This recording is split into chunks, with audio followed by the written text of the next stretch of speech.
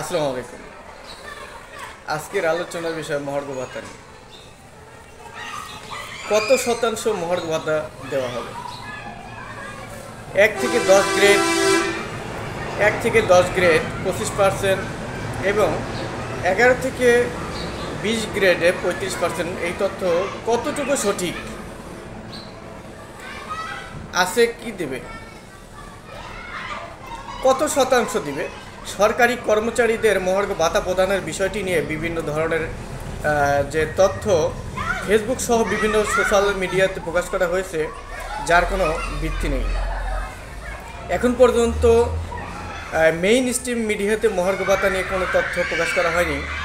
গত 11 ডিসেম্বর 2024 তারিখে মহার্ঘ ভাতা বিষয়ে একটি মিটিং করা হয়েছে। গত মাসে একাধিক মিটিং করার কথা থাকলেও এখনও পর্যন্ত কোনো মিটিং অনুষ্ঠিত হয়নি। সরকারি আমলাদের কর্মসূচি এবং সচিবালয়ের আগুন লাগার বিষয়টি নিয়ে সরকারের বিভিন্ন কর্তৃপক্ষ ব্যস্ত থাকায় এখনও পর্যন্ত কোনো মিটিং হয়েছে এমন তথ্য পত্রিকায় প্রকাশিত হয়নি। এছাড়াও বাংলাদেশ সচিবালয়ে সংবাদকর্মীদের অবাধ বিচরণ বন্ধ থাকায় তথ্য সংগ্রহ করতে অনেক জটিলতা পোহাতে হয়েছে। সাংবাদিকদের সাধারণ মানুষ ও সংবাদকর্মীদের সচিবালয়ের প্রবেশের সীমিত করার ফলে সচিবালয়ে কোনো মিটিং বা সভা অনুষ্ঠিত হয়েছে কিনা সে তথ্য মিডিয়াতে আসেনি। এ মাসেই কি মহার্ঘ ভাতা বিষয়টি চূড়ান্ত হতে পারে?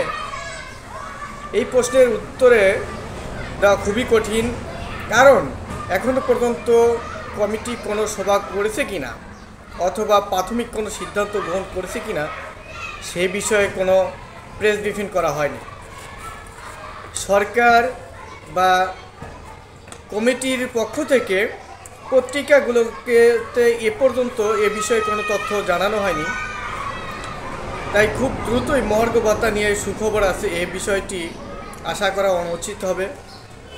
সরকারি কর্মচারীদের 11 থেকে 20 গ্রেডের এবং 35% এবং 1 থেকে 10 গ্রেডের জন্য 25% যে মহার্ঘ ভাতা দেওয়া হবে এমনটি প্রচার করা হয়েছে। এই তথ্য আসলে কতটুকু ভিত্তি আছে? এ তথ্যের আসলে কোনো ভিত্তি নেই। অবশ্য সর্বনিম্ন ও সর্বোচ্চ একটি সিলিং বেঁধে দেওয়া সরকার গ্রেড সংখ্যা কমানো বা পে স্কেলে কোনো ধরনের সংশোধন আসা পর্যন্ত সরকারি কর্মচারীগণ খুব বেশি যে গ্রেড করা হবে এমনটি আশা করা উচিত নয়।